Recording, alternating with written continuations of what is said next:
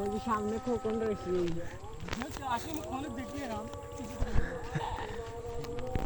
আগে এই জায়গায় বর্ষা হয়েছে বুঝলে, মানুষ পানি হয়েছে।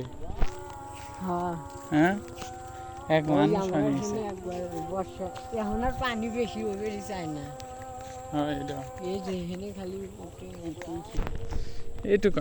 আরে আস্তে আস্তে দেখবে এই যে নদী খুঁজছে না, এবার এনে পানি উঠবো না, দেখো তুমি। নদী যে গর্ত হয়েছে এবার একদম আল্লাহর রাস্তায়। হেঁটে লেগে তো এইরকম খরা আরো যত করবো তত ঝামেলা পড়বো। বর্তমানে ব্যাগ সবাই খালি সাবমার্সেল লেগে রাখতেছে সাবমার্সেল ছাড়া উঠবো কেমনি? নর্মাল মোটরে তো পানি ধরে পারে না। খামার দেওয়ার পরে না একটু সাবমার্সেল সাবমার্সেবলই কাটবো। একটু আয়রন লাইন দিবেন আর একটু হ্যাঁ, ওই ধরো পাইপ দিয়ে আর ডাইরেক্ট ধরো ছাদে তুলবো, প্লাস্টিকের পাইপ দিয়ে। আর হলো ওই যখন থেকে একখান মুখ রেখে মুখ রেখে এদিক নিয়ে আসবো, তাহলে এক জায়গায় দিলি কাজে কাজে।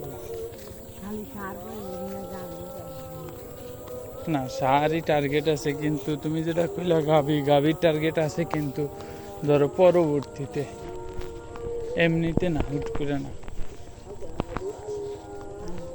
সার করে গেলে খাওয়ান লাগবে গাড়ি পাইলে খাওয়ান লাগবে তবে আমি মনে করি ধরো অভিজ্ঞতা সারেই বেটার বেশি, বুঝলা? ধরো রোজারিদের আগার দিয়ে কিনে কোরবানি দিয়ে সেল দিয়ে কিনে ধরো সারা বছরই পালবো, কিন্তু এক টার্গেট থাকবো 3 মাস, আর এক টার্গেট থাকবো হলি 4 মাস। মানে যে টার্গেট এইটা যে এই টার্গেট 3 মাস, এই টার্গেট 4 মাস, এইভাবে করে পালা লাগবে। কারণ দুইটা সিজনেই সেল হয়, বুঝলা? দুইটা সিজনে সেল হয়। আর যদি গাভী পালার টার্গেটে থাকি, তাইলে ধরো টার্গেট সারা বছরই যে বইরবো সেল দিয়ে দেবো, বইরবো কি সেল দিয়ে দেবো, এইটাই।